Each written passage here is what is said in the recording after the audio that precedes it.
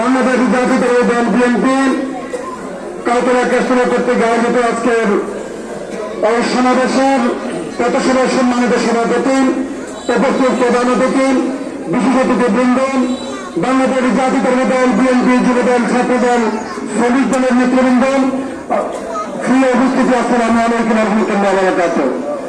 সময় অত্যন্ত সংক্ষিপ্ত আকারে আমাকে দিয়েছে, যদিও আমি এখন সংক্ষিপ্ত কথা বলতে পারি না, তারপর সংক্ষেপ করতে হবে সময়ের কারণে।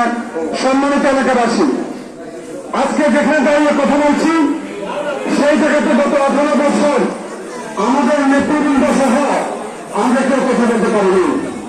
যে ইউনিয়নে দাঁড়িয়ে কথা বলছি সেই ইউনিয়নে আমাদের বাক স্বাধীনভাবে আমরা কথা বলতে পারিনি, মুক্ত আকাশে আমরা ঘুরতে পারি নাই। আজকে আল্লাহ রাব্বুল আলামিন যিনি আমাদেরকে কথা বলার সুযোগ দিয়েছেন, যিনি সুন্দর পরিবেশ তৈরি করে দিয়েছেন, আমি মহান আল্লাহ রাব্বুল আলামিনের কাছে শুকরিয়া জ্ঞাপন করছি। আর যদি অল্প কথা বলি আমি বক্তব্য